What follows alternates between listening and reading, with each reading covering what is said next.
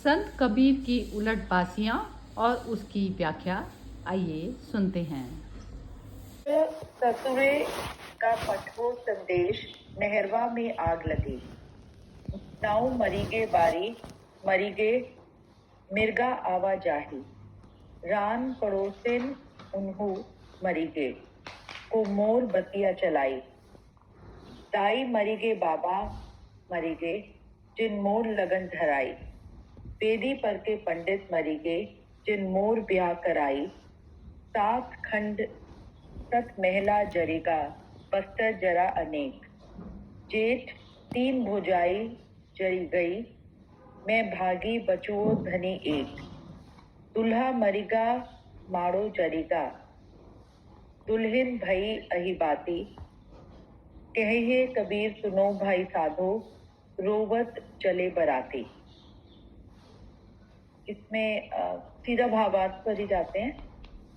आत्मलीन मनोवृत्ति कहती है कि हे संतों, ये शुभ संदेश परमात्म देश को भेज दीजिए कि अज्ञान एवं मोह दशा रूपी नहर में विवेक ज्ञान की आग लग गई है। संसार से विवाह कराने वाले एवं माया मोह में जोड़ने वाले राग वेश रूपी नाई तथा बारी ज्ञानाग्नि में जलकर मर गए। इसलिए जीव का आवागमन मिट गया। दुराचार की सेना से भी मर गई। अब मुझ आत्मलीन वृत्ति की बात संसार में कौन चलाएगा? अब मुझे कौन सांसारिकता में जोड़ सकता है? अतः मैं निर्भय हूँ। संबंध जोड़ा था, वे ममता एवं अहंकार रूपी दाई और बाबा भी ज्ञान अग्नि में जल मरे। मेरे हृदय की संसारी बुद्धि वेदी का पंडित है, जिसने मेरा परोक्ष ईश्वर से या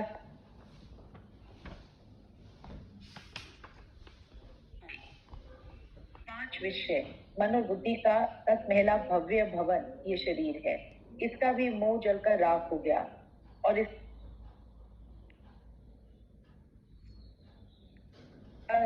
रूपी वस्त्र ज्ञान अग्नि में जल गए। काम क्रोध लोभ ये 3 श्रेष्ठ दुर्गुण और विषय शक्ति तथा लालच रूपी 3 भोजैया ज्ञान अग्नि में जल गई। मैं चेतन पति में रमने वाली मनोवृत्ति रूपी युक्ति सांसारिकता से भागकर बच गई, पूर्ण शांति पा गई। सारी मान्यताओं का जाल रूपी मंडप जल गया और स्वरूप ज्ञान उदय होने पर परोक्ष ईश्वर रूपी काल्पनिक दूल्हा मर गया। आत्मज्ञान होते ही परोक्ष ईश्वर की कल्पना शांत हो गई, परंतु मैं स्वरूप वृत्ति रूपी दुल्हन चेतन आत्मा रूपी पति में एक में होकर अहिप्राति एवं सौभाग्यवती हो गई। अब मुझे अमर पति मिल गया था। सदगुरु कबीर कहते हैं कि हे भाई संतो, सांसारिकता रूपी बराती रो रो कर विदा हो गए, अर्थात सारा माया मोह नष्ट हो गया। हाँ जी, बढ़िया, बहुत अच्छा।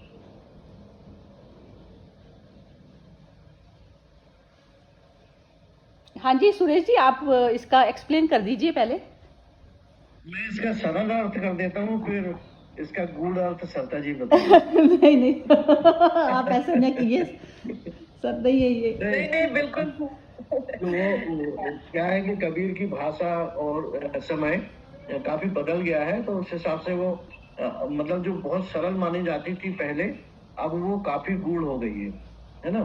मतलब उन्होंने ये सब जो वैसे पहले सेशन में हमने बात कर ही ली थी कि कबीर साहब की उलट बासियां 2 तरह से हैं। एक वे जो उनके प्रमाणिक ग्रंथ बीजक में है, दूसरी वे जो लोक ने अपने विवेक से स्वयं बना ली। ये जो अभी हम जिनको पढ़ रहे हैं, भले इसमें कहे कबीर लगा हुआ है, लेकिन उसके बावजूद भी ये लोक में व्याप्त उलटवासी है। पहले हल्का सा हमें थोड़ा लोक को समझना पड़ेगा। लोक यानी पूरे देश में, पूरे समाज में फैले हुए लोग, मोटे तौर पर, है ना। तो लोक का एक ही बात है कि जिसे हम लोक तत्व कहते हैं, वो उसका जो सत्य है, कहते हैं कभी कभी लोग कहते हैं कि भाई इस ग्रंथों में ये लिखा है, इसका प्रमाण क्या है, तो उसको जांचने के लिए कहा जाता है लोक प्रमाण। लोक क्या मानता है, लोक की मान्यता को ही प्रधानता दी गई है, क्योंकि शास्त्र भी लोक से निकला है ना, लोगों से निकला है शास्त्र, तो उसे लोक विवेक भी कहा। तो लोक विवेक में ये होता है कि बहुत सी आध्यात्मिक बातों को जांचने के लिए तरह तरह की पहेलियां होती रही हैं, और भारतीय लोक में अनेक सभी अंचलों में इस तरह की बहुत सी पहेलियां, बहुत सी उलटवासियां व्याप्त हैं, और जिसे बुंदेलखंड में तो अटका कहते हैं, और ऐसे हजारों अटका जो है वो लोक में व्याप्त है ना। लोक में सभी दर्शन जैसे अपन जो 6 दर्शन मानते हैं भारतीय संदर्भों में, वो सभी दर्शन लोक धर्म में सभी धर्म, लोक मूल्य में सभी मूल्य समा जाते हैं। लोक इतना विशाल है कि उसमें सभी शास्त्र समा जाते हैं, सभी दर्शन और सभी धर्म, और उसका मतलब किसी प्रकार का आग्रह नहीं होता, सहजता से वो चीजों को अपनाता है, और सहजता जब उसकी जरूरत नहीं होती तो छोड़ देता है ना। ये लोक की विशेषता होती।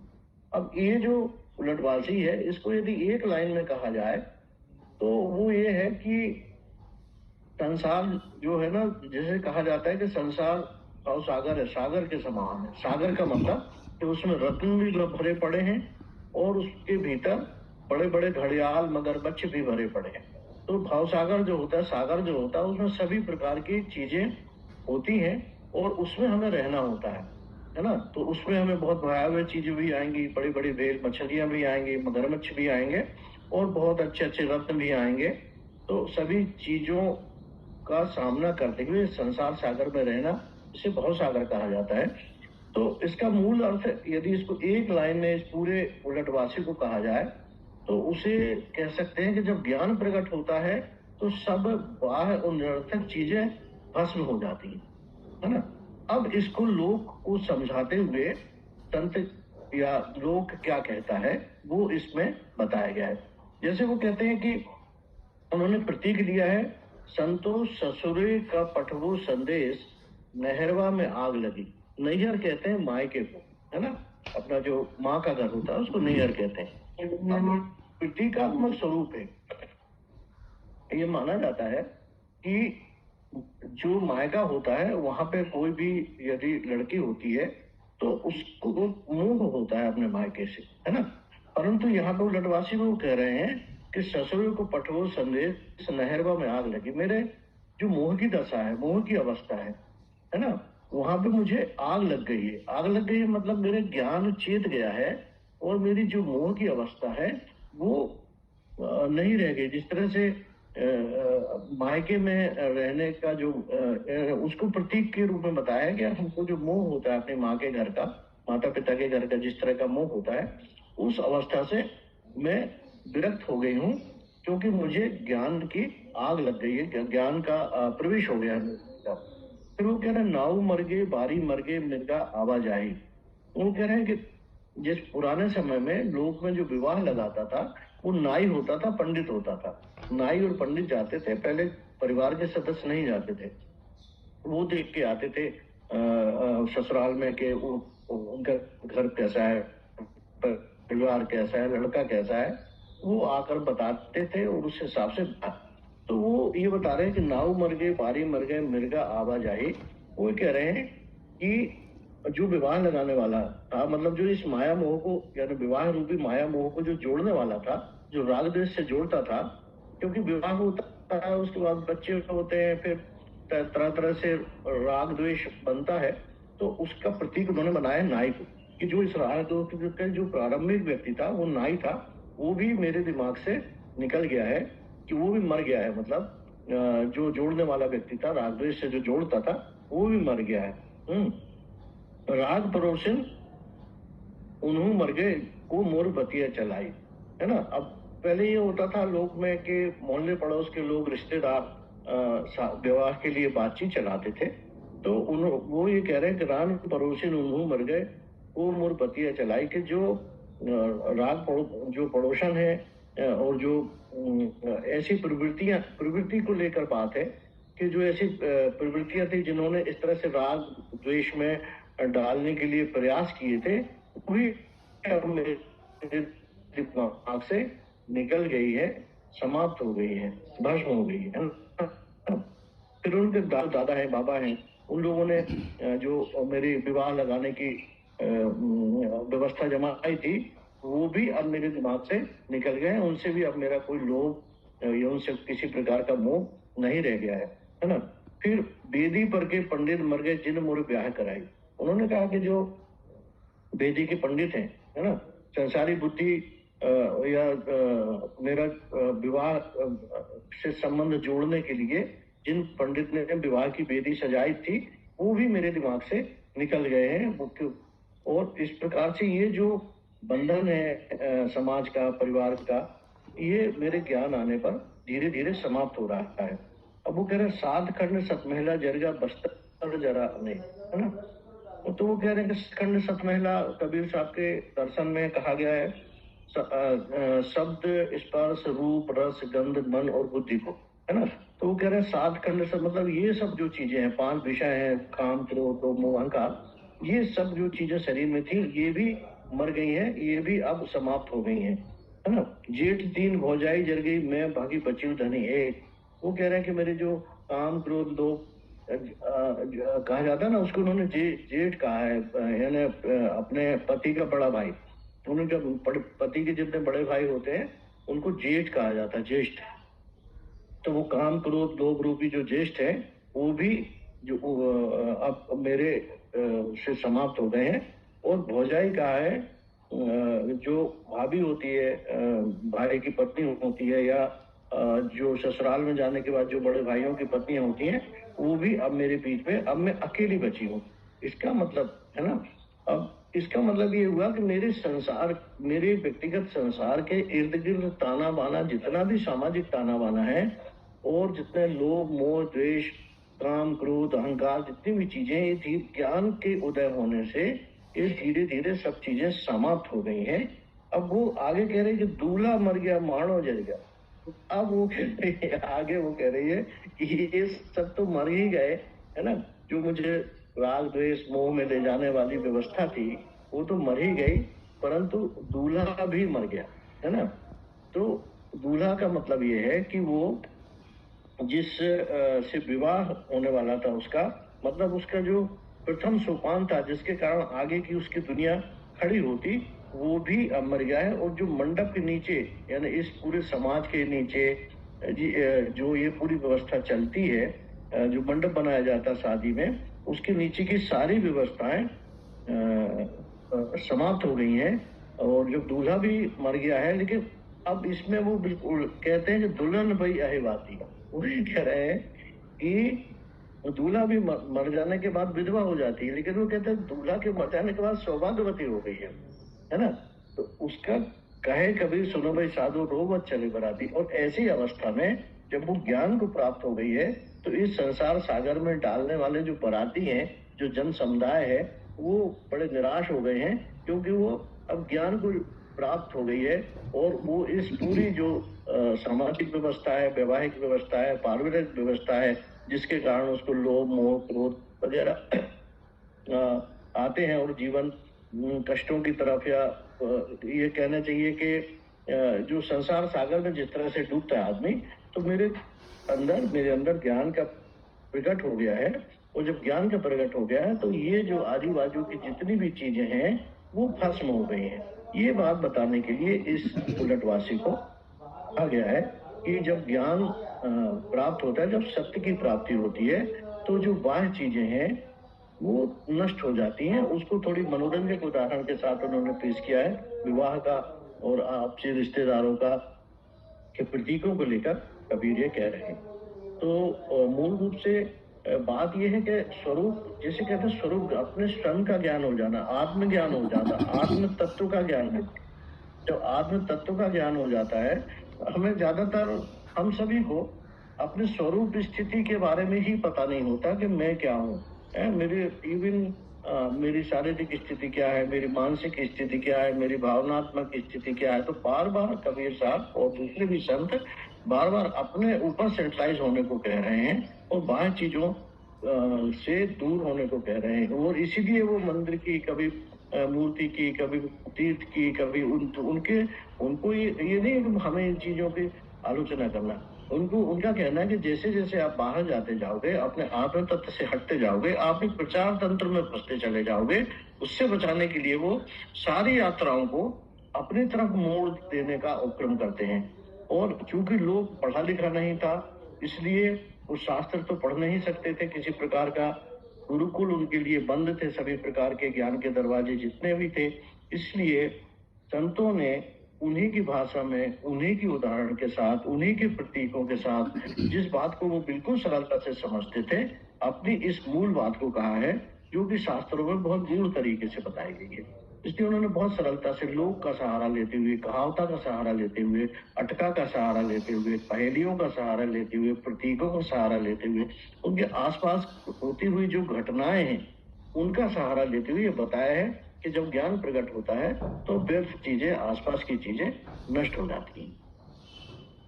बस मेरी जितनी समझ बनी है इस उलटवासी के बारे में वो यह है। अब आप लोग अपने अपने विचार व्यक्त करें। बहुत ही सुंदर है सुरेश जी, आपने बहुत अच्छे से एक्सप्लेन किया। हाँ जी, विमी जी से विनोद जी से शुरू करते हैं। विनोद जी, हाँ जी। मतलब मैं डिटेल में नहीं कहूँगा, शॉर्ट में देखिए, मतलब ये समझ में आया जिससे मेन अर्थ ये है कि मैं निर्भय हूँ। तो ये मतलब उसके इर्द गिर्द ही सारा वाक्य घूमता है कि जब हम सेंटर से जीरो हो जाते हैं और डिसीजन जीरो से लेते हैं और तो उसमें हम निर्भय हो जाते हैं, तो उसमें जो हमारा माया मोह सबसे नाता छूट जाता है। तो ये जो कहावत है कि ये क्या सोचेगा, वो क्या सोचेगा, तो उसको इधर एक्सपांड किया गया है कि मेरा मोह छूट जाने के बाद अब मेरा पड़ोसी से रिश्ता निकल गया, मेरा दूसरा कहा है मेरे चाचा भाऊजी, जो भी रिलेशन दिखाए, मतलब कि ये संसार रूपी माया जाल में जो भी हम सोचते हैं कि बाजू वाला क्या सोचेगा, इसने क्या सोचना है, एक बार जब आप सेंटर से डिसीजन लेते हो तो निर्भय हो जाते हो। तो निर्भय होने के बाद ये बाकी सब चीजें काम में आती नहीं है, तो वो शून्य से हो जाना है। और फिर मान्यताएं जो है वो क्या सोचेंगी। फिर इसमें कहा है दुल्हन मतलब कि व्यक्ति, तो दुल्हन जब सारे रिलेशन जब लगता है उसको कि शून्य हो गए, तो फिर वो निर्भय मन से डिसीजन लेगी या व्यक्ति डिसीजन लेगा। तो सेंटर से चलेंगे तो फिर सब सही तरीके से चलेगा, और जब ज्ञान आ जाएगा तो उस तरह से उसका अलग अलग तरीके से एक्सप्लेन किया गया, नाई और वगैरह वगैरह। बहुत यही लग रहा है। सुंदर बोला है विनोद जी, आपने जबरदस्त बोला, बहुत ही बढ़िया। हाँ जी, विमी जी बोलिए। जी, इसमें हाँ वही दुल्हन, इसमें मैं हूँ, मेरा अपना स्वरूप। और मतलब संसार में रहकर हम इतने वो जो इसमें ब्याह के में लेके, चाहे हमारे जैसे वो अपने मायके का कहा है का एग्जाम्पल देके, फिर दूसरे रिश्ते जो हम हैं, तो हम किसी भी परिस्थिति में काफी बंधनों से बंधे रहते हैं। और वही जो अभी विनोद जी ने कहा कि वो क्या सोचेगा, वो कैसे। और जब हम अपने स्वरूप में होते हैं तब बिल्कुल वो जो हमारे मुंह से शब्द भी निकलते हैं, क्योंकि हम अपने में एस्टैब्लिश्ड हैं, तो वो एकदम निडर निर्भय होकर, क्योंकि उसमें कोई आप आगे पीछे की नहीं सोच रहे।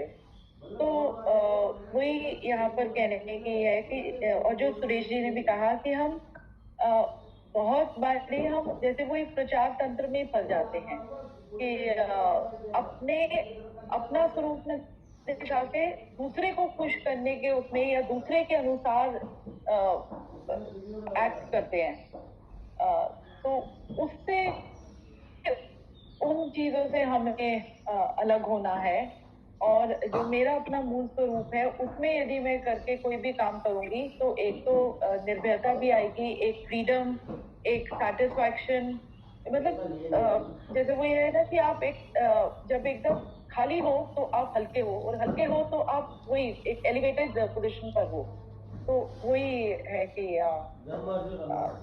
जैसे एग्जाम्पल, जैसे आजकल के, जब मैं इलेक्शन की भी बात करूं तो कई पार्टीज ने जब जैसे ये किया, जब बीजेपी ने, जस्ट एग्जाम्पल कि वो राम का लेके किया, तो और पार्टीज ने भी वैसे करना शुरू कर दिया। तो वो उससे ये सब बाहरी वो है, आपकी मूल प्रवृत्ति यदि नहीं है तो ये सब कुछ तो दिखावा ही रह गया ना। बढ़िया बढ़िया। तो सच से कहोगे तो वो ज्यादा इफेक्टिव होगा, सत्य पर है। बहुत ही बढ़िया। हाँ, तो ये सुरेश जी, जो आपके ये शिवू वाजपेयी, हाँ जी, बोलेंगे आप। हाँ जी, मैं बस इतना ही कहना चाहती हूँ कि ये जितनी भी बात मैंने सुनी इस सभी की, और जो गीता अगर हम पढ़ते हैं तो यहाँ 5 ज्ञानेंद्रियां, कर्मेंद्रियां और स्व की जो बात है, ज्ञान की जो बात है, वो मूल कह रहे हैं इस पूरे में। जो मुझे समझ आया कि स्व जागरूकता पर बातचीत ज्यादा है, और उसी को एक्सप्लेन किया गया। Thank you so much. बहुत ही बढ़िया, बहुत ही बढ़िया। तो गीता, और ये मेरे मन में जो प्रश्न आया भी है कि कबीर जी भी गीता, मतलब कुछ भी पढ़ो आप, आपको ही अपने आप को जानना मूल बात है, बाकी सब एक जैसा ही है। कहीं का किसी का भी कुछ भी नया पढ़ोगे तो भी। Thank you. शिव शब्द तो एक ही है, भाषाएं अलग अलग है उसकी। जी जी जी, तो वो एकदम रिलेट हो गया, क्योंकि गीता जैसे ही आप पढ़ते हो तो ये 5 ज्ञानेंद्रियां, कर्मेंद्रियां, प्राण पे बात होती है, और आपने जो कहा वो भी same. Thank you so much. हाँ जी, ये RN स्याग, हाँ जी, आप बोलिए। नहीं, मुझे तो अभी कुछ कहना नहीं, बड़ा अच्छा लग रहा है, सुन रहा हूँ, समझ रहा हूँ, और अलग अलग नजरिया और विविधता का एक अच्छा समावेशन दिख रहा है। Thank you ji, thank you. हाँ जी, नीलम जी बोलेंगे अब। हाँ जी, नीलम जी बोलिए। ये जेठ जेठानी, भाई भौजाई, पंडित, इन सबको कहीं ना कहीं एक नेगेटिव इमोशन के साथ जोड़ा गया है। काम, क्रोध, लोभ, हिंसा, अहंकार, सबके एक उसके साथ जोड़ा गया है। और जब ये सारे रिश्तेदार मर गए तो आपका एंड खत्म हो गया। साथ में आपका काम, क्रोध, ईर्ष्या, नेगेटिव इमोशन काउंट,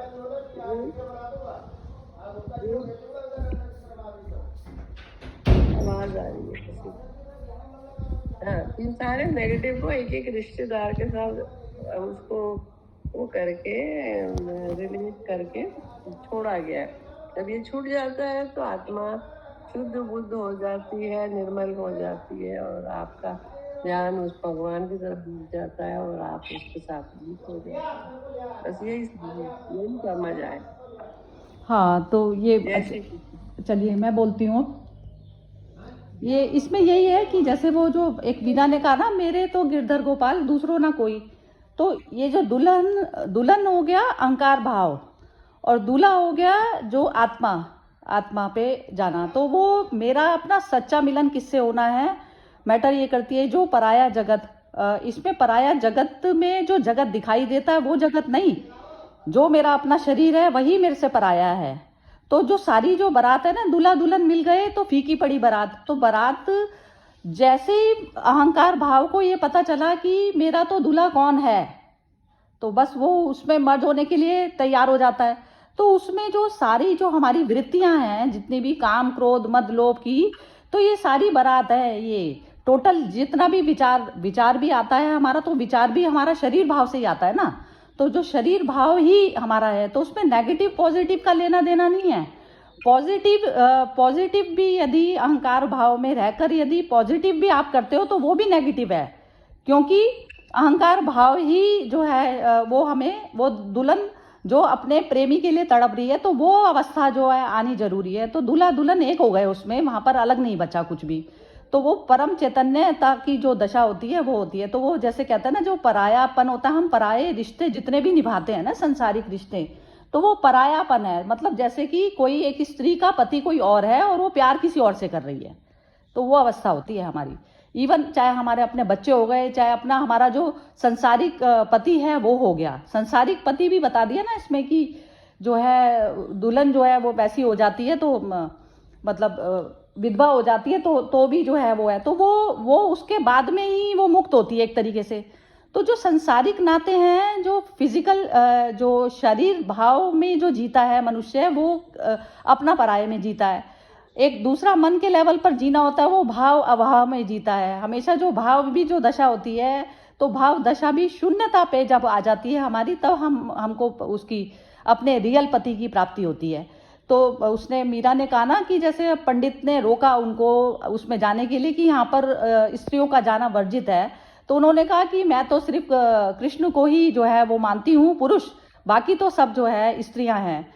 तो अब जो पुरुष का जो शरीर, जो पुरुष की मिट्टी लेके जो आया है मनुष्य, तो वह भी स्त्री है, क्योंकि उसको भी अपने परम उससे जो है मिलना है जाके। तो परम चैतन्यता आत्मा हुई हमारी, तो वो शून्य भाव में, जैसे जो विनोद जी ने बोला, तो वहां तक नहीं जाएंगे और हम संसारिक चीजों को ही निभाने में लगे रहेंगे। तो वो संसारिक चीजों को निभाना ही एक डर है कि उसमें कुछ छूट जाएगा हमारा और कुछ मिल जाएगा हमें, तो ऐसा वाला भाव ही शून्य हो जाता है। तो शरीर भाव ही हमारा पराये पति के साथ में प्रेम है, ये मतलब है इसका पूरा, उसका दोहे का। हाँ जी, तो अब श्रद्धा जी नीलम जी की बात गौर करने लायक है, और उस पर थोड़ी सी मैं जोड़ूंगा कि जैसे दो स्थितियां हैं। एक तो हम यदि इसको इस तरह से माने कि सारे हमारे रिश्तों को और हमारे परिवार को, शादी को, एक सांसारिकता है और एक वैवाहिक स्थिति है और परिवार है, ये भी सत्य है। और ये सारे के सारे लोग खराब नहीं होते, जैसे कि इसमें आपको लग रहा है कि तुलना की गई। लेकिन लोग, इसलिए मैंने पहले लोक तत्व की बात बताई।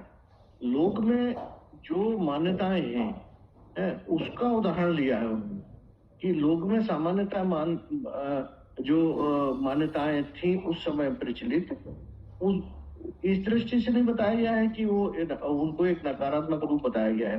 लेकिन ये सच है कि लोक में हम जिस तरह से ननद को किस तरह से लेते हैं, सास को किस तरह से लेते हैं, जेठानियों को किस तरह से लेते हैं, तो लोक में जो तत्व उस समय प्रचलित था वही उदाहरण उनके लिए श्रेष्ठ था। इसलिए इसके दूसरा पार्ट ये भी है कि ये जो सारे रिश्ते हैं ये बुरे नहीं होते। ये रिश्ते भी एक दूसरे को साथ देने वाले होते हैं, लेकिन आध्यात्मिक बात को बताने के लिए एक प्रतीक गढ़ा गया, और प्रतीक जो वही गढ़ा जाता है जो लोक में प्रचलित होता है। लोक में उसके बारे में जिस तरह की मान्यता होती है वो प्रतीक के रूप में लिया जाए, ताकि ज्यादा समझ में आए लोग। ऐसे कई प्रतीक हैं, अपन आगे भी बात करेंगे, और बहुत अच्छे अच्छे प्रतीक भी हैं। सास के प्रति, जो ज्येष्ठ के प्रति, कई पद ऐसे हैं जिनमें बहुत अच्छी तरह से उनके प्रभाव को बताया गया है। भाई के प्रभाव को बताया गया है, पिता के प्रभाव को बताया गया है, बेटे के प्रभाव को बताया गया है। तो दोनों तरफ से है ना, इस तरह से मैं समझता हूँ। नहीं, आप बिल्कुल ठीक समझते हैं सुरेश जी, जो आपने बोला ना, तो बिल्कुल ठीक है बात। वो जो उस समय में जो कुरीतियां प्रचलित थी ना, जैसे एक जब तक एक मनुष्य को अपने परम स्वरूप का भान नहीं होता, तो वो क्या करता है ना, जैसे एक जो डॉटर इन लॉज थी, तो वो भी डरा करती थी, क्योंकि सासों का जो प्रचंड रूप उस समय रहा करता था और शोषण वाली जो प्रवृत्ति रहती थी। यदि सास भी अपने यदि मूल स्वरूप को जानकर यदि वो व्यवहार करती, तो वो कहते हैं ना, जैसे जो संसारिक व्यवहार हैं वो हमारे तब तक ही ठीक होते हैं जब तक हमारी आत्मा से हमारा मिलन नहीं होता। तो हमारे संसारिक व्यवहार में भी क्या होता है ना, हमारे अंदर एक्सक्यूजिंग पावर आ जाती है। एक्सक्यूजिंग पावर ये आ जाती है कि ये मेरे जैसा है, ये बिल्कुल मेरे जैसा है, मेरे अंदर भी इस तरीके के राग द्वेष ये सब चीजें उपजती हैं, और ये सामने वाले मनुष्य में भी, तो हम उसको एक डिस्काउंट देना शुरू कर देते हैं अंदर से। तो वो जो चीज है ना, ये तो सारा कुछ जो कुरीतियां जिस समय में फैली होती हैं उसके अकॉर्डिंग ही, चाहे दोहों का जन्म हो चाहे श्लोकों का जन्म हुआ, तो वो तो बोला तो उसी अकॉर्डिंग जाता है। अब आज की डेट में क्या है, जैसे आज का जो हमारे बच्चे हैं जो भी हैं, तो उनको कबीर की भाषा नहीं समझ में आएगी, तो एक बिचौलिया जैसे बीच का जो चाहिए। अब हम लोग कर रहे हैं ये पंडित का काम, जैसे आप, तो आप जो कबीर की जो बता रहे हैं वो बिल्कुल ठीक बता रहे हैं, क्योंकि वो भाषा मैं भी नहीं जानती। लेकिन वही जो आपने बोला था ना कि आप उसमें तो, लेकिन एक संसारिक आज के संसार में और कबीर के बीच को मिलाने के लिए एक चीज चाहिए, पैसेज को मिलाने के लिए चाहिए, क्योंकि संसार आज का करंट में संसार किस मेंटालिटी से जी रहा है उनको तो ये शब्द भी नहीं समझ में आते। तो उस तरीके से जब तक हमारा अपने स्वयं की चेतना का जब तक हमको भान नहीं होगा, क्योंकि सास भी पढ़ तो संतुष्टि के लिए ही कर रही है, वो भी उसको बहू को सता के मजा आ रहा है जैसे, या पति को शोषण करके मजा आ रहा है, क्योंकि उस समय वुमेन काम नहीं किया करती थी, तो ऐसा करके मजा आ रहा है। तो चाहता तो वो भी शांति है, लेकिन शांति की वो उसने जो रूट जो लिया हुआ है वो गलत लिया हुआ है। तो जब तक हम मूल स्वरूप को जाने बिना जब तक हम शांति का प्रयास करेंगे जगत में, तो ये चीज बस मतलब मैं जो बीच की जो कनेक्टिविटी जो मैं करना चाह रही हूँ, मतलब वही है। तो बात वही बोल रहे हैं। तो विम्मी जी बोलना चाह रही हैं, शायद उन्होंने अनम्यूट किया था। हाँ जी विम्मी जी बोलिए। हाँ नहीं, मुझे इसमें ये वही कि आत्म स्वरूप में स्टैब्लिश होना, और इसमें बहुत आखिरी में भी जो कहा गया है कि ईश्वर रूपी काल्पनिक दुल्हा मर गया और फिर आत्मा रूपी पति में एक होकर मैं सौभाग्यवती हो गई। तो जैसे यदि आप शादी का भी मतलब उसमें भी यदि देखो, तो जब पहले होते हैं दुल्हा दुल्हन कहते हैं, जब तक फेरे नहीं हो जाते तो हम दुल्हा दुल्हन होने करते हैं। उसके बाद जब वो सारा विधि विधान जब सब कुछ वो फेरे वेरे होने के बाद वो कहते हैं कि अब आप पति पत्नी हो गए। और वैसे ही यदि आप क्रिश्चियन मैरिज में bride and bridegroom and then they say now we pronounce you man and wife, तो जब वो मैन एंड वाइफ है पति पत्नी, तो वो मतलब वही उसमें आप लीन हो गए, आप एक हो गए।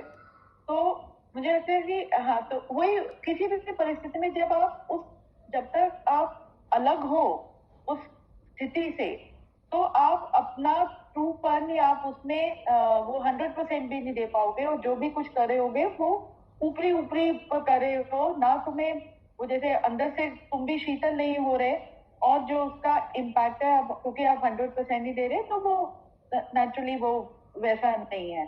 तो और जहाँ अपने हो गए अपने ट्रू से आपने कर लिया, तो वो फिर जो आप एक मतलब उस स्थिति के साथ एक हो गए, तो वो फिर तो अंदर ही वो क्या कहते हैं सत्यचित का आनंद हो गया एकदम। तो वहां पर देखिए मैं कबीर का ही एक पद लोक में प्रचलित है, उसको बताता हूँ। उठो तो सुहागन नारी झाड़ डालो अंगना। वो कहते हैं कि सुहागन नारी उठो और सवेरे जल्दी उठो और ये आंगन को झाड़ डालो, मतलब जो घर का आंगन है उसकी झाड़ू लेके सफाई कर लो। उसके दो तात्पर्य हैं, घर की भी सफाई कर लो और आपके भीतर जो रात भर जो कुछ भी हो गया है उसकी भी सफाई कर लो, है ना। काय की तोरी झाड़ू कहिए काय तोरो कंगना, सत्य सुकृत की झाड़ू कहिए सुरत को लागो बंधना। वो कहते हैं सत्य की वो अच्छे कार्यों की झाड़ू और सुरति जो होश है वो उससे वो झाड़ू बनी हुई है।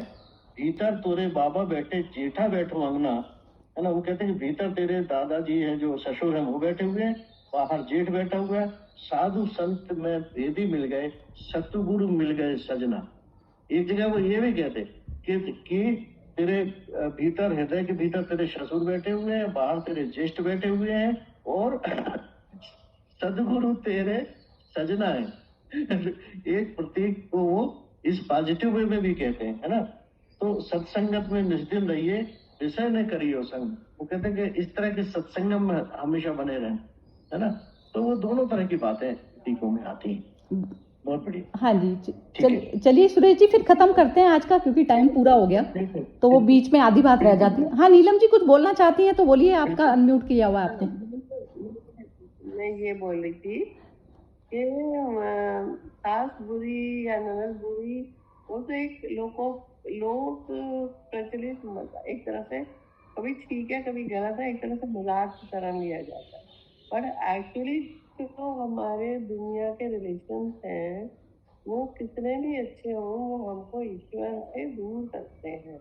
कहते हैं ना वो सब नकली है, वो सब यही न जाने। तो अच्छा फैमिली भी चल रही है तो भी वो यही न जानी, वो आपके काम नहीं जानी। अल्टीमेट आपको ध्यान प्रभु में लगाना है अपनी फैमिली ठीक करते हुए भी। तो मेरे को ये समझ आया है कि इसमें ये जो कहा है ये सब रिश्ते जो है आपको प्रभु की तरफ मिलने से रोकते हैं। परफेक्ट है, हाँ बहुत ही सुंदर बहुत ही सुंदर। चलिए ठीक है खत्म करते हैं आज का। चलिए जय श्री कृष्णा।